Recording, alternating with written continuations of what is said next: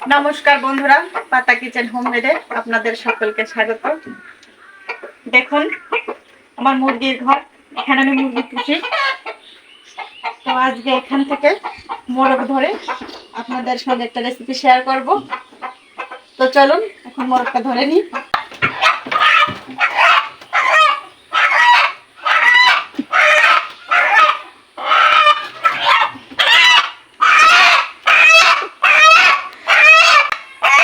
দেখুন সাইজ,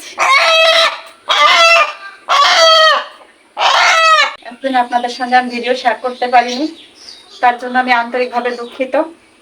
তো আপনাদের আমি দেখাবো কি জন্য আমি আপনাদের সঙ্গে ভিডিও শেয়ার করতে পারিনি, সেটা আপনাদের দেখাচ্ছি। তো চলুন।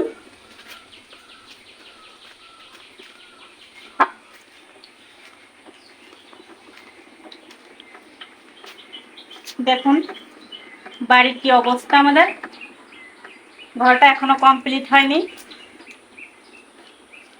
আর অনেক বৃষ্টি হচ্ছে আমাদের এখানে, তার জন্য আপনাদের সঙ্গে ভিডিওগুলো আমি দিতে পারছি না। তখন এটা কেটে নিব।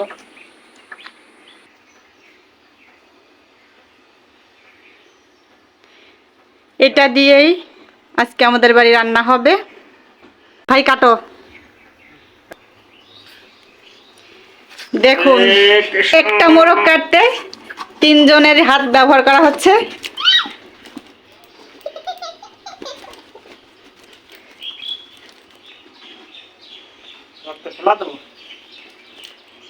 দাও, ফেলে দাও, তাহলে মাংস কেটে তারপর আপনাদের সঙ্গে দেখা হচ্ছে। তুমি কি খাবা নেই? তোমার তো দেওয়া নেই। তুমি খাবার? হ্যাঁ, হাড্ডি খাওয়া লাগে। তুমি তো পোল্ট্রি খাও। আমাদের বড় মোরগটা কাটে ফেলছি, এখন মামনি রান্না করবে। বলো ওই তো যে মোবাইল বলো, তাহলে এটা মামনি এখন রান্না করবে। মামনি কারে মুরগি? কাদের মুরগি? তাই কাটে ফেললো? মন খারাপ? মন খারাপ না? খাওয়া যাবে না তাই না মনি? তুমি তো খাও না। তুমি কি খাও? তোমার তো দেওয়া নেই মনি।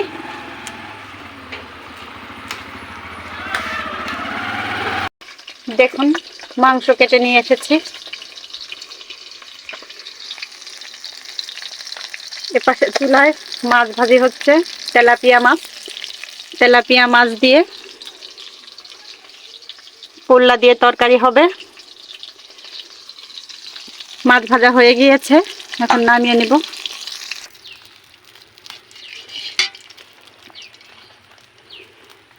কড়াইতে মাছ ভাজার পরে তেল ছিল, তেলের ভিতর দিয়ে দিব এখন পোল্লাগুলো। আমাদের এই জায়গায় এটাকে পোল্লা বলে, আপনাদের কোন জায়গায় কি বলে কমেন্টে অবশ্যই জানাবেন।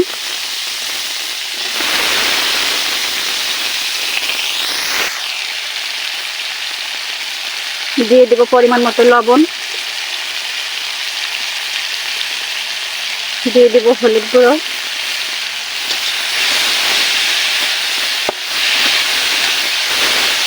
এভাবে কিছু সময় ভেজে নেব। নেড়ে চেড়ে ভেজে নিয়েছি। দেখুন ভাজার কারণে অনেকটা জল হয়েছে। পোলা থেকে এমনিতেই জল বের হয়, তো তার জন্য অল্প পরিমাণে জল দিয়ে দিব আমি এখন।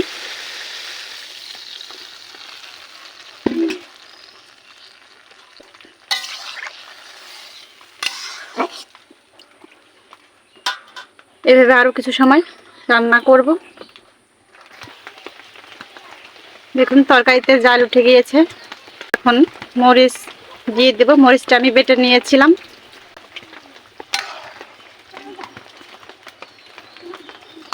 এভাবে আর একটু জাল করে নিব। এখন দিয়ে দেব ভেজে রাখা মাছগুলো।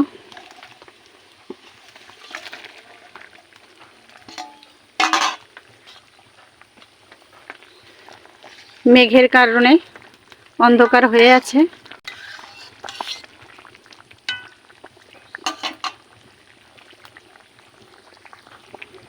তরকারিটা আমি 2 সম্বরায় রান্না করব, তো তার জন্য এখন নামিয়ে নিব। কড়াই থেকে তরকারিটা আমি নামিয়ে নিয়েছি। এখন কড়াইতে দিয়ে দিব তেল। কড়াইতে তেলটা দিয়ে দিয়েছি আমি। এখন দিয়ে দিব, ফোড়নে দিব আমি জিরা। জিরাটা হালকা নেড়ে চেড়ে ভেজে নিব।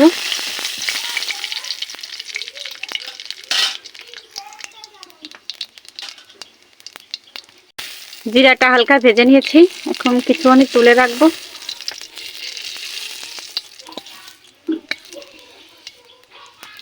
আমি কিন্তু রান্নাটা আপনাদের একদম গ্রাম্য পদ্ধতিতে করে দেখানোর চেষ্টা করি সব সময়।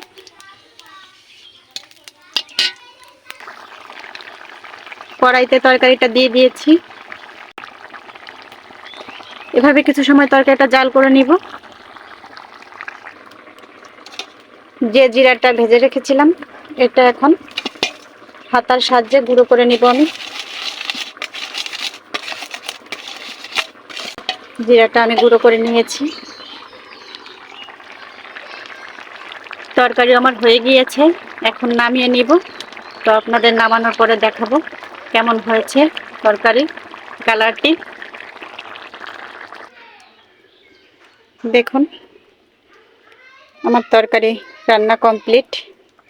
এখন রান্না করব মাংস। তো মাংসের ভিতর আমি আলু দিব। আলুটা আগে আমি ভেজে নিব। এখন কড়াইতে দিয়ে দিব তেল।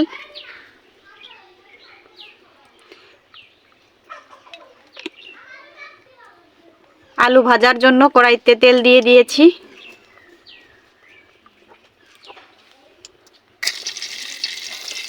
তেলটা আমি হালকা গরম করে নিয়েছি। এখন দিয়ে দেব আলুগুলো।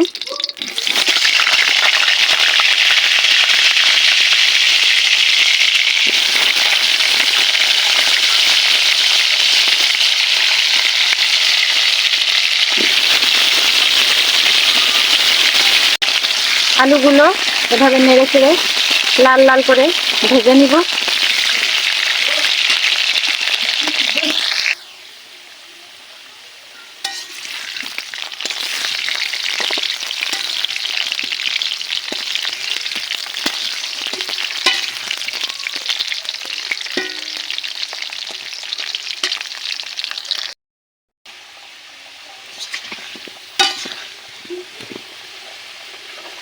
আলু ভাজা হয়ে গিয়েছে, এখন নামিয়ে নেব। দেখুন আলুটা কিন্তু আমি একদম লাল লাল করে ভেজে নিয়েছি।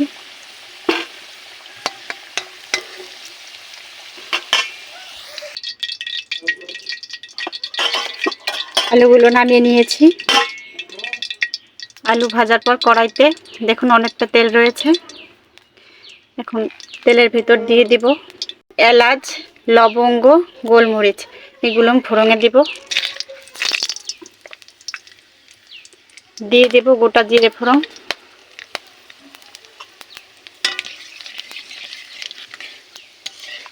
এভাবে কিছু সময় নেড়ে নিতে হবে।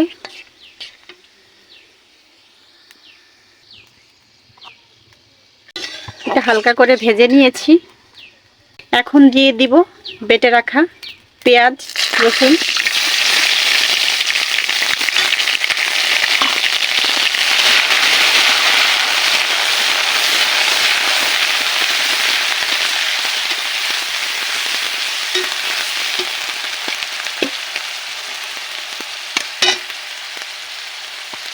দিয়ে দিব বেটে রাখা আদা।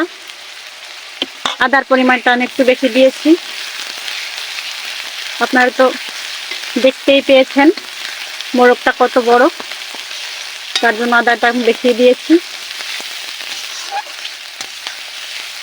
এভাবে কিছু সময় ভেজে নিব। মশলাটা ভালোভাবে ভেজে নিয়েছি। এখন দিয়ে দিব জিরা এবং সরষদ বাটা। এটাও পেঁয়াজ রসুন আদার সঙ্গে ভালোভাবে মিশিয়ে ভেজে নিতে হবে। তেলটা কিন্তু আমি কমই দিয়েছি। মশলাটা ভালোভাবে ভেজে নিয়েছি। এখন দিয়ে দিব পরিমাণ মতো শুকনো মরিচের গুঁড়া। ঝালটা আপনারা যে যেমন খান তেমনটাই দেবেন।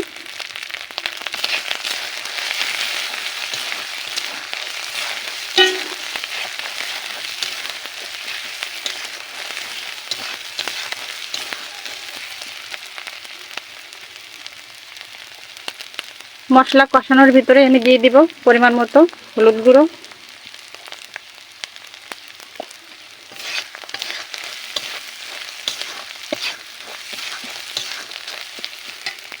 এভাবে কিছু সময় মশলা নেড়ে চেড়ে নিতে হবে।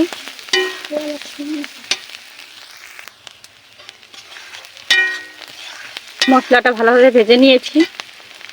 এখন দিয়ে দিব কয়েকটা তেজপাতা,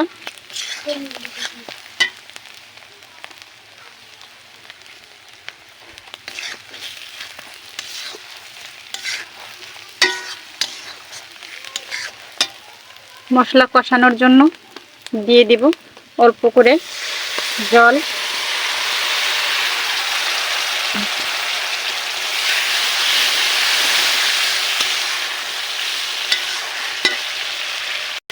মশলাটা ভালো কষিয়ে নিব। মশলা কষানো হয়ে গিয়েছে, দেখুন মশলা থেকে তেল ছেড়ে দিয়েছে।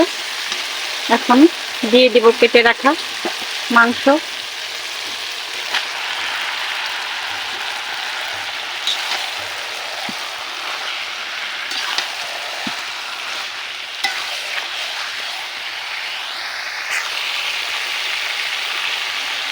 দিয়ে দেব পরিমাণ মতো লবণ।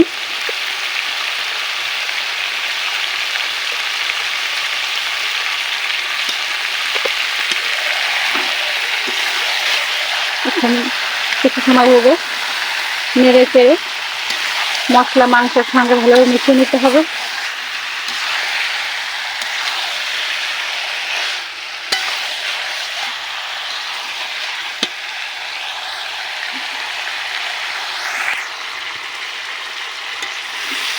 মাংসের সঙ্গে মশলা ভালোভাবে মিশিয়ে নিয়েছি। এখন ঢেকে দিব। এভাবে কিছু সময় ঢেকে মাংস কষিয়ে নিতে হবে।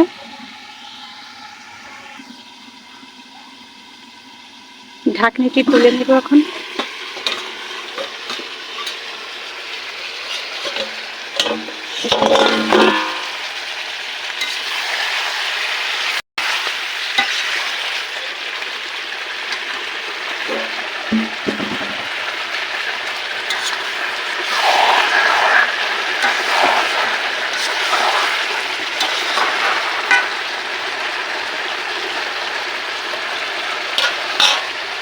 মাংসটা হালকা জালে কিছু সময় কষিয়ে নিব আমি।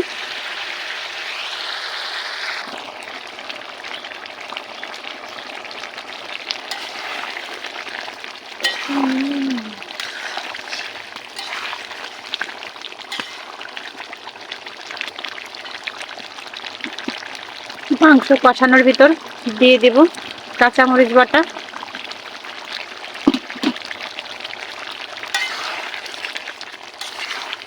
এভাবে আরো কিছু সময় মাংসটা কষিয়ে নিতে হবে।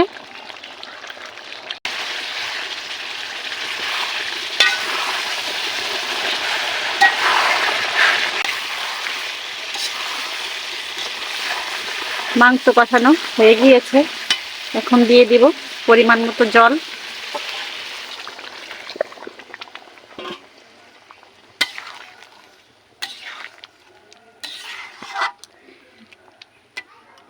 ঝোলটা গাঢ় হওয়া পর্যন্ত জাল করে নিব। ঝোলটা ফুটে গিয়েছে, এখন দিয়ে দিব ভেজে রাখা আলুগুলো।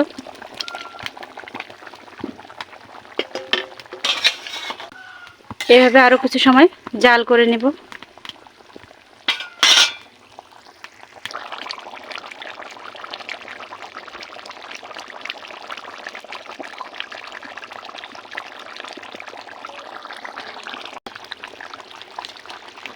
মাংস রান্না আমার হয়ে গিয়েছে, ঝোলটা গাঢ় হয়ে গিয়েছে। এখন নামিয়ে নেব। নামানোর আগে দিয়ে দেব বেটে রাখা গরম মশলা।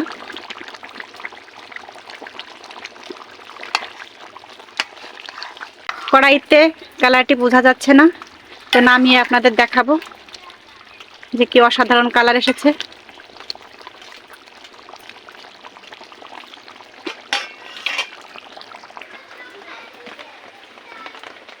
দেখুন কালারটি কি সুন্দর এসেছে। দেশি মোরগের ঝোলটা পাতলা হলেই খেতে বেশি ভালো লাগে। নতুন নতুন রেসিপি পেতে অবশ্যই আমার চ্যানেলটি সাবস্ক্রাইব করবেন, লাইক এবং শেয়ার করে দেবেন, কমেন্টের মাধ্যমে জানাবেন আমার রান্নাটি আপনাদের কেমন লেগেছে। আপনারা ভালো থাকবেন, সুস্থ থাকবেন। ধন্যবাদ সকলকে।